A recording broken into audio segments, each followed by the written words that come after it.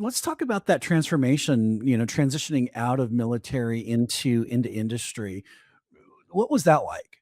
It was in some aspects it was very easy, right? Our standards in the military are so high that we hold ourselves as soldiers and sailors and airmen and Marines to a performance standard that is by and large higher than civilians. Not exclusively, but by and large.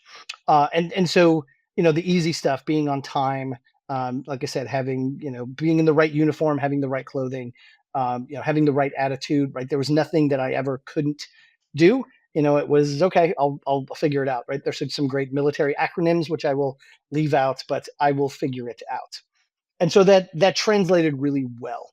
There's some kind of obscure things that took a little bit of finagling to figure out how do I translate. So things like right, that can-do attitude kind of got me in trouble sometimes because I said yes to everything. So I had to learn that everyone has 24 hours in the day, right? My favorite Australianism was there's always Crocs closer to the boat.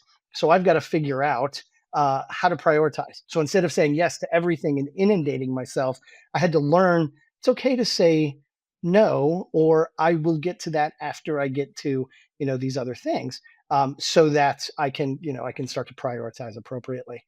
So yeah, I mean that was a bit tough, and then I learned not everyone likes military references. I sort of overdid that at certain points in my career, and so really having to back off and not use those as much. Right. So it's not a straight line journey, but man, I learned so much. And I'm so thankful, for my service, for my officers that I worked for and I worked with later on once I became a warrant officer. So I had a great experience.